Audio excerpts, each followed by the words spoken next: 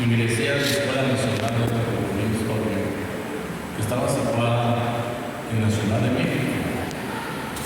Y por esas cuestiones del destino y de la vida, me tocó presentar el examen de admisión en los viejos locales de esa escuela, que estaban justamente en las calles de Granada, a un costado del Palacio, y que allí se había fundado la primera escuela en toda América Latina de antropología. La había fundado un gran antropólogo norteamericano llamado Frank Boas, con la colaboración de Alfredo Chavero, que era como un historiador muy cercano al dictador Porfirio Díaz.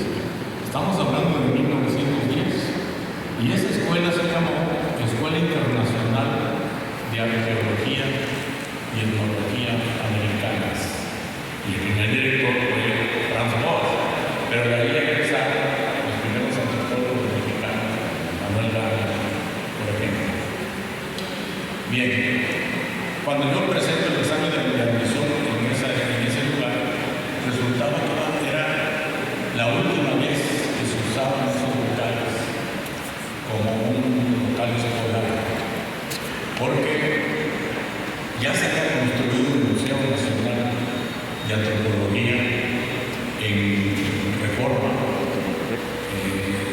y se habían hecho unas aulas muy pequeñas, por cierto, porque pensaban que la antropología no iba a atraer a muchos estudiantes, y en los ámbitos del museo se había construido la Escuela Nacional de Antropología e Historia, que ya para esas fechas pertenecía al Instituto Nacional de Antropología e Historia.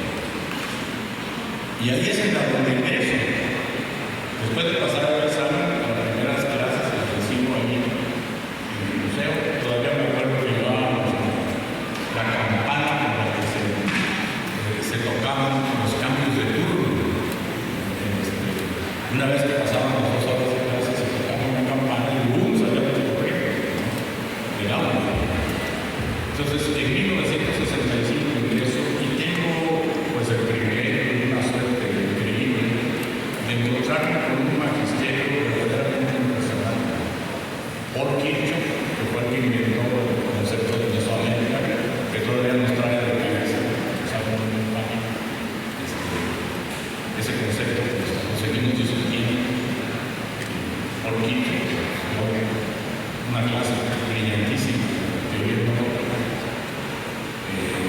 Estaba también Luis González González, escribía su libro Todo un niño, maravilloso texto de este gran historiador michoacano, Carlos Navarrete, que yo ya conocía porque Carlos llegaba a casa de mi padre a platicar con él. Se llevaban muy bien los dos, entre otras cosas, les gustaba catar algunos tragos.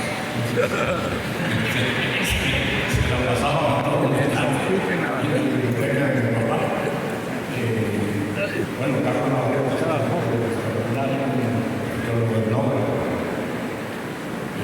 estaba también la maestra Bárbara Dahlgren, extraordinaria profesora, en fin, y luego llegó Ángel Palermo,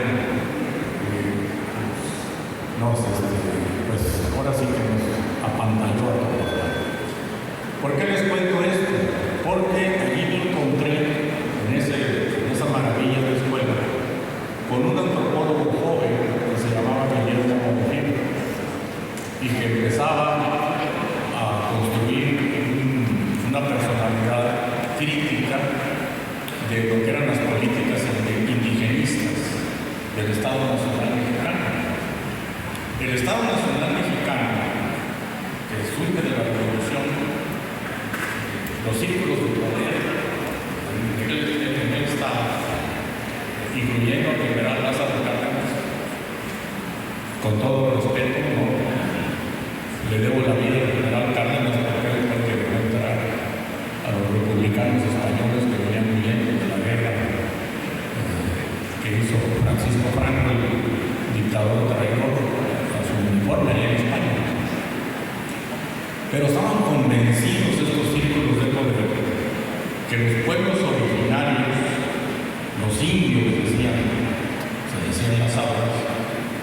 tenían que dejar de ser y tenían que dejar de ser comunidades culturales y tenían que abandonarse su ser histórico para pasar a ser verdaderos mexicanos.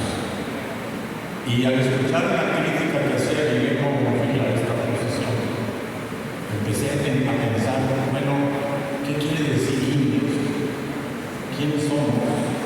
¿Por qué el Estado le tiene tanto miedo a la variedad cultural? ¿Qué es lo que atemoriza a los políticos de la variedad cultural? ¿Qué es las identidades? ¿Y por qué se le va a exigir a un tarahumano o a un totonaco que debe de ser para convertirse en mexicano? ¿Qué es ser mexicano? Y fíjense cómo son las cosas. En esos bromeábamos mucho, lo discutíamos con los estudiantes, y yo les decía, bueno, yo vengo de Tuxtla Gutiérrez, Chiapas, y me acuerdo que me matiné en el cine Alameda, era el único que había cuando yo era niño. Se pasaban películas como Ay, Jalisco, no te rajas, allá en el rancho grande, y se nos decía que eso era México. Y salíamos del cine Alameda para irnos a tomar los raspados con Talasaira, que así se llamaba el puesto, Talasaira. Y decíamos, bueno, pero esto que tiene que ver con los rancheros, con Jorge Negrete, nada, con las jinetas, estas mujeres maravillosas que montan a caballo, que hacen equipos que se llaman escaramuzas, que no tienen nada que ver. Y lo discutíamos con los compañeros, con los estudiantes. Y bueno, yo vengo de una tierra donde pues, no somos así. Pero entonces, ¿qué? También nosotros no somos mexicanos. ¿Qué es eso? Todos tenemos que ser como Jorge Negrete, como Pedro Infante, que además era de Sonora, que era de Sinaloa, pero ni siquiera era del centro de México. Y ahí quedó la idea. Me fui a trabajar con Guillermo Bonfil, que me hizo su ayudante de investigación. Me dijo, ven a ser conmigo. Y me gusta ser mi ayudante de investigación. Y lo acompañé. En aquella época, estamos hablando de 1966-67,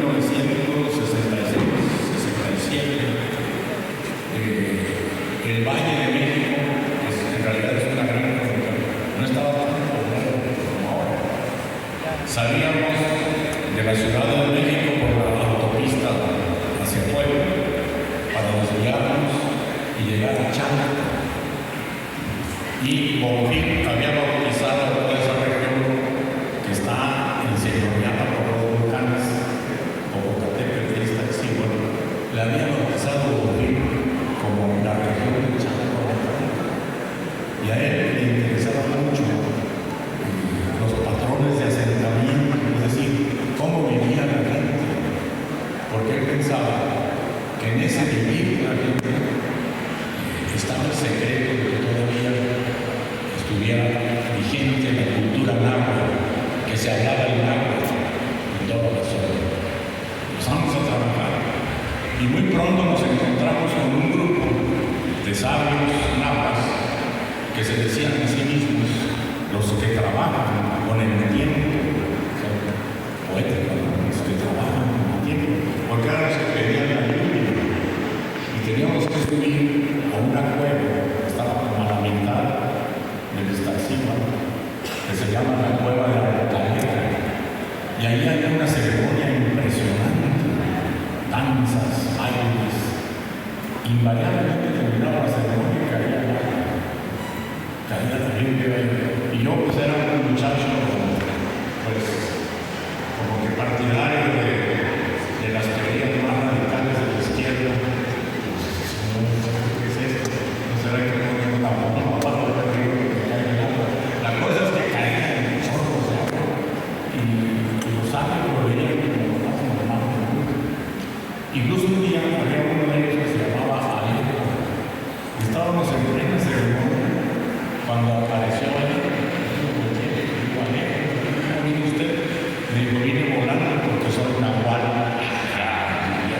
Esto sí está más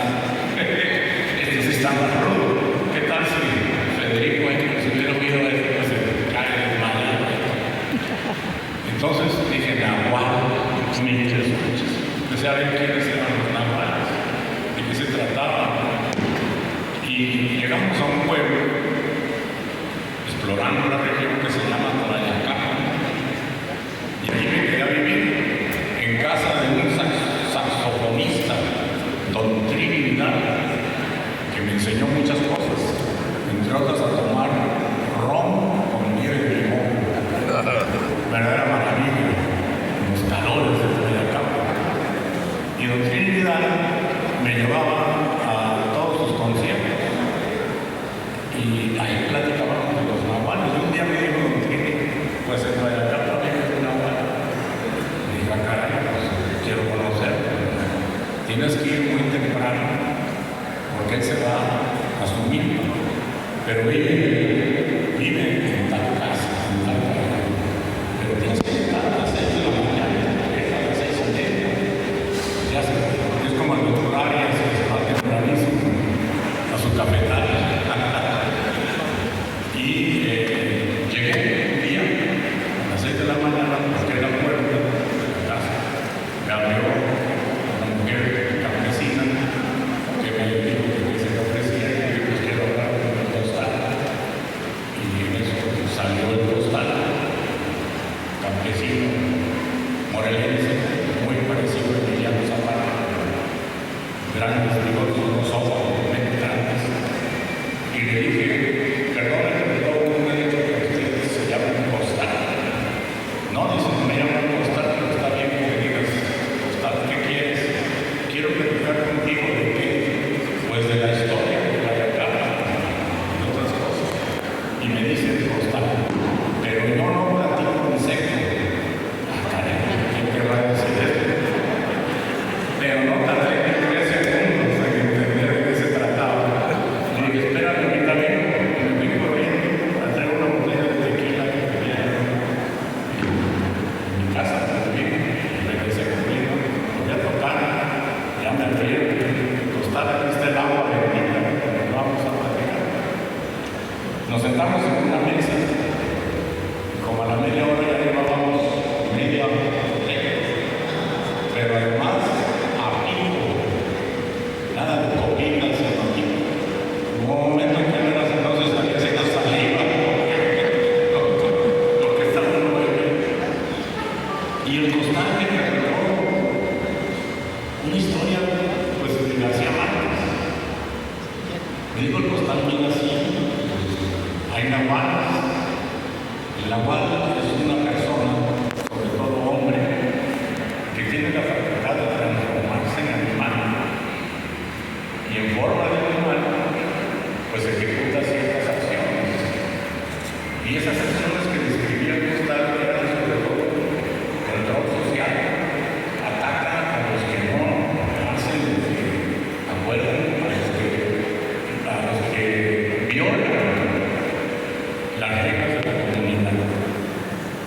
Y muchas veces platicaban, tomaban notas, hasta que un día le dije, costal, ya me platicaste todo de la bruja, ¿por qué no una de estas noches te conviertes en tebeo? Me quedó viendo el costal y me dijo, no, muchachito, porque me convierto en tigre y te como.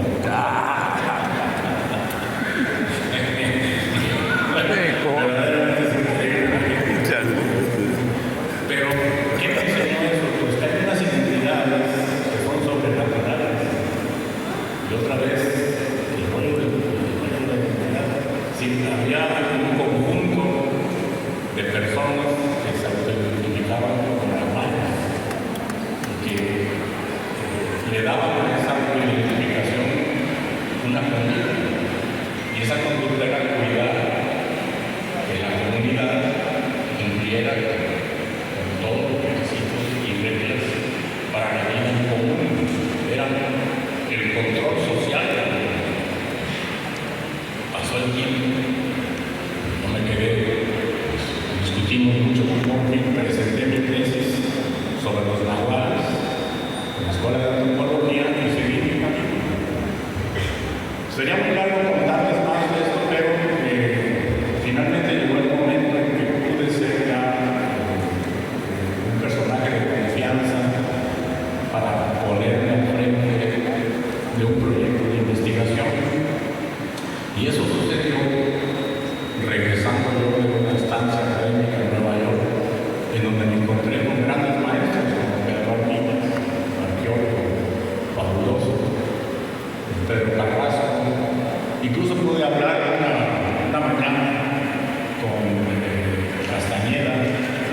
había escrito las enseñanzas de Don Juan, y era muy famoso porque había descrito a los brujos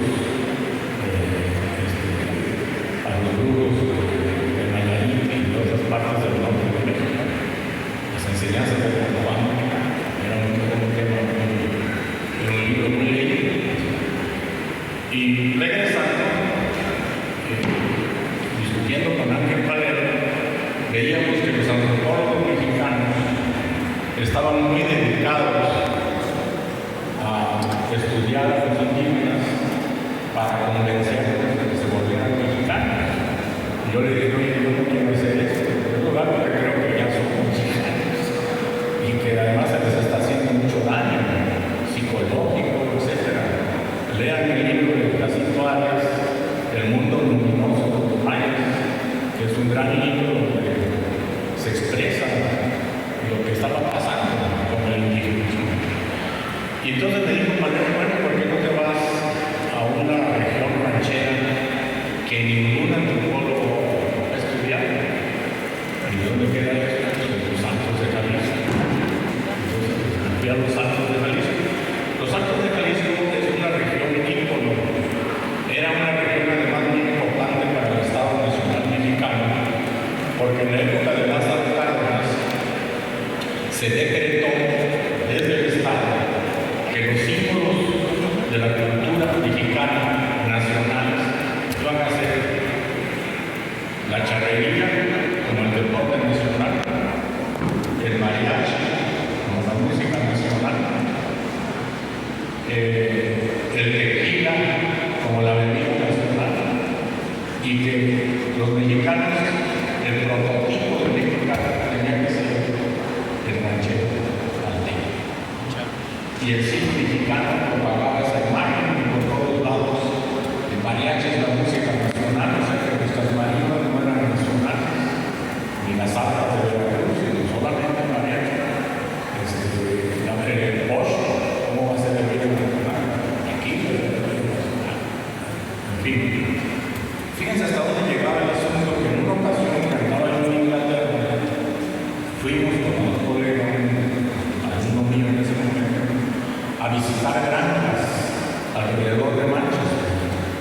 Y llegamos a una granja y salió el dueño y nos dijo que qué estábamos haciendo. Y dijimos, bueno, es que andamos viendo cómo organizamos esa granja. Y nos invitó a tomar el té en su casa. Y ahí le dijimos que éramos mexicanos. Y nos dijo, caray, mi nombre está el sombrerote, ¿no? Es decir, el sombrerote que es el mexicano, pues difundía por todo el mundo. Bueno, les decía entonces que me instalé en los Altos de Jalisco y allí volví otra vez a pensar en lo de las identidades. Y me llamó mucho la atención la fuerza que tenían los rancheros y en saberse identificar con mucha facilidad. Decían, nosotros somos aquellos, los de Guanajuato son abajeños, son otra cosa. Incluso me decían, fíjese usted cómo nosotros somos blanquitos y todos esos, y aquellos son panzudos y medio morenitos, todos los blanquitos, los zacatecanos, todos esos. Nosotros descendemos de franceses pues, se apellidan Murillo, se apellidan González, Velasco, Martín, ¿no? Son franceses. Es uno de los grandes mitos que tienen los. Hasta que me fui a España a hacer trabajo de campo, y allí me encontré que en Salamanca, toda la región de Salamanca, es la región charra. O sea que la palabra charra viene de Salamanca, y que la ciudad de Salamanca se autonombra como la ciudad charra, y que de allí, en la época en que era virrey don Antonio de Mendoza, trajo campesinos y rancheros para poblar la frontera, para que pudieran los españoles subir al norte, pero necesitaban pasar la barrera de los chichimecas, y mantener un ejército era carísimo. En Entonces hicieron una remodelera a campesinos ahí por Salamanca y les prometieron la tierra que conquistaron, sacando a los chichimecas, entregándolos hacia el norte como propiedad privada. Y en Salamanca, en el campo Chaco, se levanta una gran colina que se llama la Peña de Francia. Por eso es que dice